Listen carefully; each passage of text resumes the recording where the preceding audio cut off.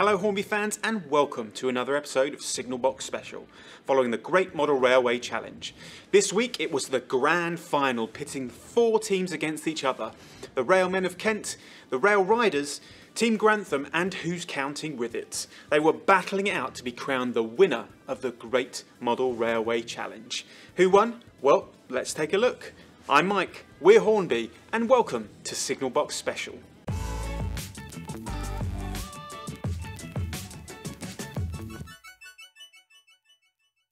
Spoiler alert, we are going to be talking about the Great Model Railway Challenge Grand Final. So if you haven't seen the episode, head on over to channel5.com, watch it and then come back here afterwards. For those of you that are still around, we had a fantastic final. 4 brilliant teams battled it out to be crowned winner of the Great Model Railway Challenge 2019. Who's Counting With It? Rail Riders, Railmen of Kent and Team Grantham. Day 1, it was all about build, build, build, as the teams had to build their layouts from scratch, no pre-builds in sight. Most of the teams focused on laying their track while the designers got on with the model elements of their layouts. The pressure was high and it started to get to Rail Riders as there was some tension between the team members. Meanwhile, Team Grantham were lagging a little bit behind, which seems to be a common theme for them in this series. But at the end of day 1, it was Team Grantham that took the creativity round. Day 2 and Railmen of Kent pushed forward, getting their trains running early on in the day. Meanwhile, Rail Riders were getting a stern talking to over their less than perfect track laying. Our favourite presenters were immortalised in quite frankly terrifying miniature models, and Guion showed off his innovation with his wireless lighting technology. Who's Counting Rivets and Railmen of Kent that drew on build quality. And then it was on to day 3. Day 3 and there was no turning back as the title of winner of the Great Model Railway Challenge 2019 was up for grabs. All the teams worked feverishly ensuring their animations, their scenics and their layouts were running perfectly. Team Grantham were on a crash course as they continued to fall further behind, and Uncle Nick showed us his impressive domes. In the final moments it was a mad dash and all hands on deck as the teams put the finishing touches to their layouts ready for the demonstrations. On to the demonstrations now, and each team had to take a star train from their previous layouts all the way through to their grand final layout. Up first it was Who's Counting With It who showed us the centre of the earth, and then on to Jurassic Park. Then the flames flew as they showed off their miniature wonderland with some impressive animations, including a rock concert and of course Guion's wireless lighting. Next up it was Rail Riders who successfully took us from War of the Worlds through to the Halloween children's bedroom. Unfortunately the ghost train wasn't working on the day, and then we moved through to their grand final layouts where unfortunately their locos stopped again. But it was all forgotten when a very excitable rocket flew from their layout. A successful run from Team Grantham as they took us from Alpine to Medieval onto the fairground, complete with carousel and colliding go-karts, showing off their impressive engineering skills. Finally, the Railmen of Kent took us from St Pancras, not St Pancras, all the way through the British sites and on to the wizarding world of Harry Potter, where we got to see a full Quidditch match and we passed by Hogwarts Castle, a beautiful display of Uncle Nick's dome and an innovative use of a screen in the visitors centre, a fantastic launch of the high-speed green and a wonderful view of a greener future, a magnificent layout. 15 teams, 5 heats, 2 semi-finals and 4 finalists, and it all came down to this: who would be crowned the winner of the Great Model Railway Challenge 2019. There's some impressive engineering, some impressive animations, scenics, innovation on display.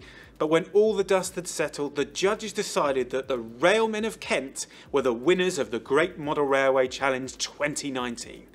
We got a chance to talk to Fred, captain of Railmen of Kent, about how he felt about his team being crowned the winners. Take it away, Fred. Yeah, congratulations first off. Thank you very much. It was a real treat to watch it and kind of remind ourselves what that final was like on Saturday night. Yeah. How long ago was it filmed then? It was filmed at the beginning of July. So we filmed our heat at the beginning of June. Right. The semi was towards the end of June, and then a week later, or just a week and a couple of days later, we were back for the final, which was a Thursday to Sunday affair, so we had an extra day. But nonetheless, the pressure was on because you really did start with a blank board for the final. Yeah, you could definitely see that there was more pressure in the final. Obviously, it being a final, but it just seemed a lot more for everyone to do, I suppose, because you're trying to make it the best you can, I guess. Yeah, it went down to planning though. We kind of everyone knew what they got to do, and again, everyone knew that everyone knew that you got to connect the boards together because that was kind of briefed out to you in the rules. Although obviously the presenters didn't actually introduce that till the introduction of the final. Yeah. So I guess it was a surprise for the viewers, but we kind of had it in the back of our minds that we were going to have to do that. And so we filmed. I think we filmed Thursday, Friday on the build. Yeah. Then Friday night the semi and the heat layouts got brought in. Right. So we then had Saturday to finish the build on the main layout and then connect the other two layouts up. All right. So it really was quite intensive. And someone asked me this morning in the office, was each layout powered separately, I assume? So then was it difficult to get the loco just across the points? No, we used a DCC controller that powered all three. Oh, right. So we basically used the same controller for all three layouts. But then again, it was part of the planning that you had to think about how you're going to connect to that controller and how you're going to run all your wires to connect all the boards up. Yeah. Because obviously we started with all the wiring for board one. Yeah. By the time we got to the end of it, the third board was, some 20 feet away. So there was I think you saw in the film there was James there putting some black tape around some pairs of wires. He spent a lot of time. One of the kind of unsung jobs was just running long pairs of wires to connect everything together at the end. Oh, wow. So you don't see any of that, you see? No, there was a lot of behind the scenes stuff that you didn't really see because obviously there's only a limited time for the team to put together an interesting program, but a lot of behind the scenes work went on. Yeah, a lot on the cutting floor. What inspired this layout? This layout, well, to be honest, we struggled a bit with the surprise theme. Yeah. But we kind of got to the point where, one of the big surprises that you have in the rail industry is when people launch a new locomotive or a new idea. And so with obviously renewable energy sources and being a hot topic, and in the summer we went to the Rail Live event at the Long Marston Research Centre, and Porterbrook have got a hydrogen-powered class 319, I think it is. Right. And I guess we took that idea and said, okay, well, what happens if we get one of these second-hand Eurostars that are being taken out of service, convert that to hydrogen power, and we'll stick that on a green energy or a green rail energy research centre, and kind of the idea grew from that. Yeah. And the surprise was the launch of that loco, and although you didn't kind of see it in the film.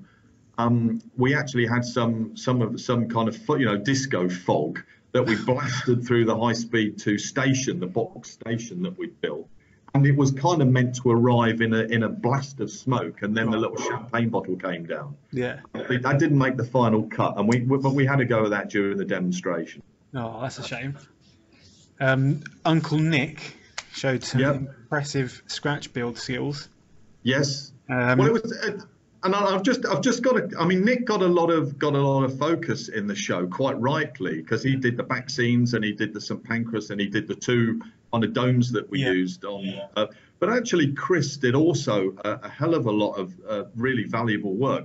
It was Chris that built the station with the solar panels on the viaduct, and Chris built King's Cross, and Chris built Glenfinnan Viaduct. And I felt a little bit disappointed that he actually didn't get the credit that he deserved alongside Nick for all the brilliant work that he'd done. Yeah, well done to him as well, then for that hard work.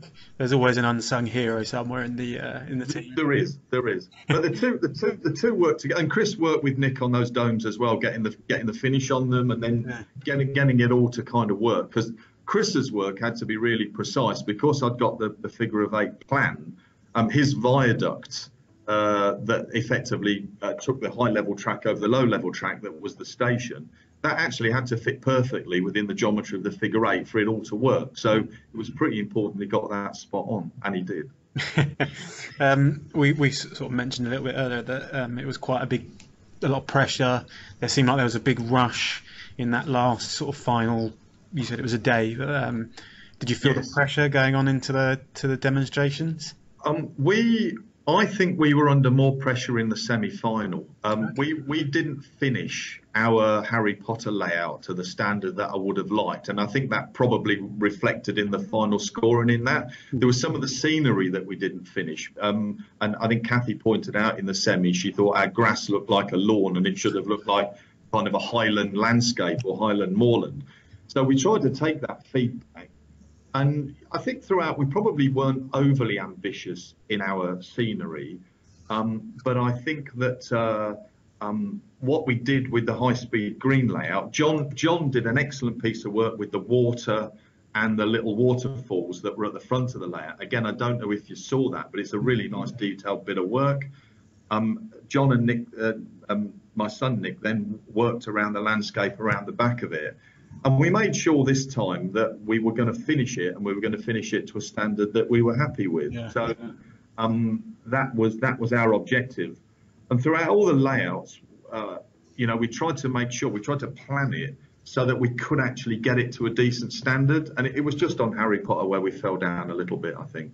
Yeah, well, I mean, when we spoke before, I thought the professional finish on your layouts was really impressive. There's no difference with this one. No, we tried a new technique for the final. Actually, I don't know if you saw the ballast in the opening shots. There was some ballast foam underlay laid out, and somebody was working on them. Yeah. We actually got a can of kind of stone textured paints that you can get from your DIY stores. Yeah. And we'd used the foam ballast on the Boadicea Park layout, and we painted it, and I was okay with that. It wasn't the best. On Harry Potter, we'd actually done a combination of foam and then the stone ballast and watered down PVA to fix it together, which I thought gave a reasonable result. On this one for speed though, we sprayed the foam ballast up with the Stone Effect textured paint to give a sort of track slab new shiny ballast. Yeah. Which I thought was actually reasonably effective, and as we literally sprayed that up in the first hour on the first day, and by the lunchtime on the first day that was all dry, and we could crack on and get the track laying underway. And I think that was one of the things that helped us save some time there and gave a good overall result at the end. You certainly you were the first ones, I think, to get your trains running, I think. Yeah. And again, you see the beauty of the simplicity of a figure of 8 track, because once you'd worked that out, and we pretty well use set track components for all of our layouts, again, to make sure that the track laying was made as simple and as neat as possible. And we weren't having to worry about cutting too many lengths or bending long lengths of track to get the right radius. Because it's quite important, obviously, if you're running multiple trains, that you've got your right clearances, you've got your track spacing correct. And I was pleased throughout all the shows, it did demonstrate the amount of time that we put into the track laying and making sure that was right and the trains ran well. And you spoke obviously about you weren't too happy with the finish for the Harry Potter. Were you happy with this? It obviously won you. I was very happy with this actually, and the reason I was happy, I thought it was a different style of layout to the 2 previous ones. I thought it blended well with the back scene that Nick had done, and the fact we were sort of greens and creams and bright concrete. John's little set piece at the front with the water set it off nicely. There's some nice reflections in that water from the lights. So I was actually very pleased with it, and we got the 3 wind turbines on, which I thought also looked good and brought a bit of dynamism to the kind of scenery. So yeah, it was really good. I was really happy with it actually.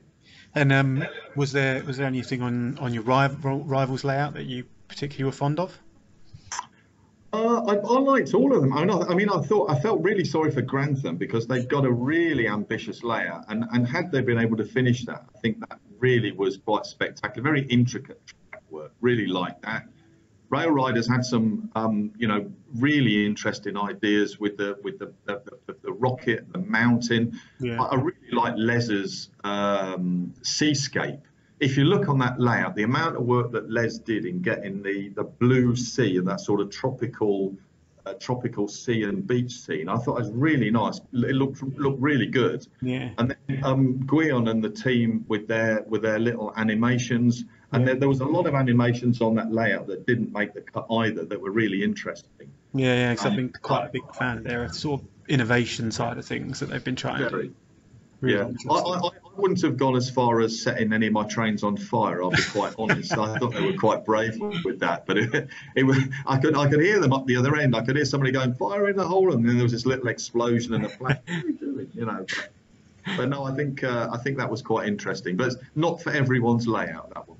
And I'm sure you'll have lots of memories that you'll cherish for a long time. But do you have any particular favourite moments from the series?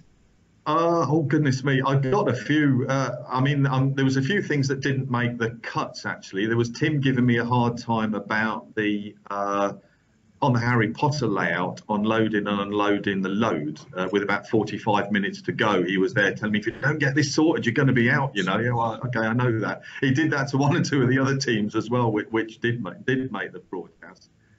I think, the final moment was, just before the announcement. I think the judges genuinely took a long time to make their mind up. I'm sure they debated it at great length, and it was quite tense waiting up for that. And there was a real flood of emotion, as you probably saw when the result was announced, and there were great kind of relief, a great excitement and enjoyment. That'll stay with me, because it was intense, and then there was just the big relief, like a cork popping out of the champagne bottle. Yeah. And the tears started to flow. I didn't realise you'd get so emotional about these things. I imagine it was quite something to share that with your family as well. And we obviously, my wife was there, and a lot of her family, and obviously relatives of everyone in the team. And it was nice to have them as supporters. And it was nice for them to share the moment, because particularly my wife had put up with an awful lot since we had said that we were going to go for the show, including the first layout being set up in the lounge for a couple of months while we tinkered away on it on our prep work. And then obviously all the time we've had to put in, not just doing the show, but in between the show, just getting things ready, getting all those pre-builds done, working our ideas out. And she kept us, she just kept us supplied with teas, cakes, ideas. She did help us out a little bit on the quiet by painting a couple of the figures for us, which she was very pleased. If you look on the Harry Potter layout, there's a little Dobby there and a little Hagrid that she had actually modelled out the modelling clay. She was really over the moon that they'd actually got placed on the layout and were featured in the show. So. Yeah, she was pleased about that. So thanks, Linda. That was great. And what out of the three layouts were your favourite? Oh gosh, I knew you'd ask that. I think my favourite would definitely be Bodensee Apart, because we lived for it for a long time. We put a lot of effort into that, and I was so pleased with the positive reaction that it's had.